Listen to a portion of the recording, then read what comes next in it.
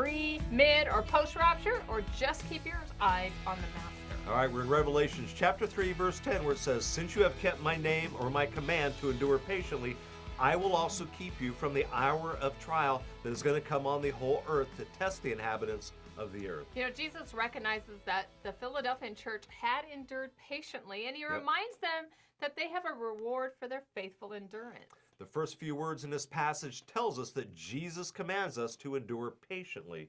You know, and this could have been a direct command to the church in Philadelphia, most likely, right? Most likely, or a reminder that we will all undergo trial as Christians in a fallen world. Right. I mean, he talks about this in the New Testament writings when he had his ministry here, so it could be that he's just referring back to that. Or it could be that he actually told that church in prayer or in time when he's with them, endure patiently, because I know what's going on with you guys. That's right. Now, here's what it says in Hebrews chapter 10, verse 36. You need to persevere so that when you have done the will of God, you will receive what he has promised. Now, we see that the church in Philadelphia gets a little different message about being persecuted than, say, the church in Smyrna. Right. Now, he told the church in Smyrna, if you remember, that they were about to suffer persecution for 10 days. And now we see the message to the church in Philadelphia. He's telling them, I'm going to keep you from the hour of trial or from some suffering Right, here. and it's not entirely clear why the church in Smyrna would not be spared their persecution, but it could be that Jesus is talking about two different types of events. I think so, because the trial Jesus is referring to Philadelphia is one that will come on the whole world by God, and the testing that's referred to the church in Smyrna seems to be about a local persecution, and is going to be one brought on by Satan. So I think remembering the two different types of scenarios here help us to kind of explain what's happening a little bit. It does, and we shouldn't think that there's a formula for being able to avoid any kind of testing and trial. Right. No, there's not, and we'll all undergo trials by the world and by Satan, you know, if we're really living out our faith.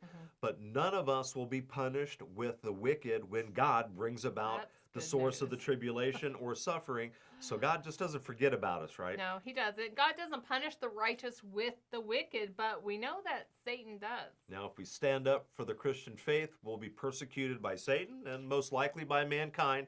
Yet when God brings about the judgment himself, he doesn't forget about those who are in him and believe in him, right? No, he doesn't. And here's what it says in Proverbs chapter 11, verse 21. It said, "Be sure of this, the wicked will not go unpunished, but those who are righteous will go free."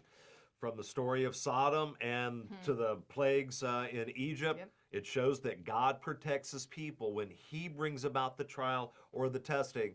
So when you think God is punishing an entire city because of something that a few people have done, the Bible's not consistent with that type of thinking and theology. God doesn't go in and punish all the righteous and his believers along with the wicked, because he never did that in the Bible. And what kind of a God would that be if he goes ahead and he puts the smack down on people who follow him faithfully just because some other people decided they were going to sin and follow Satan, right? So I think it's important for us to keep that in mind, because these days we see a lot of people thinking, well, God's punishing that area for something that went on with the wicked and those who don't follow God, but yet believers got punished with it. That ain't God doing that, and I think that's important for us to recognize. So when a test or a trial comes from any other source than God, we shouldn't always expect to be delivered from it or our situation, but rather view our trial as an opportunity to show our faith in God to an unbelieving world. Right. What we can't expect, though, is to be accompanied through our trial with Jesus, and that's what he's saying here, right? That's exactly right. And we see this with the church in Smyrna. Now, Jesus said,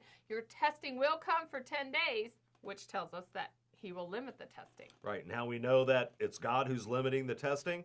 Well, we know this because it's limited. Right, it's limited. God or Satan prefers ongoing and eternal agony. He doesn't come and test you and mess with you and then eventually says, you've had enough. You've endured. I'm going to walk away and leave you alone. He would have gone on forever. That's right. But it's God. God stopped it. So God limits it, right? That's right. And Jesus makes it clear that because the church in Philadelphia had kept his commands to endure patiently, he would keep them from the hour of trial that he will bring, or he would allow to go on the whole earth.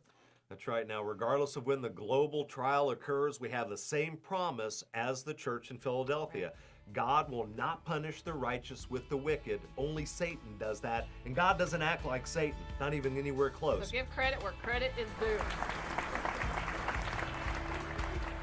Thank you for joining Les and Tracy King for A Word on the Word. Visit awordontheword.tv to receive their latest audio or video broadcast.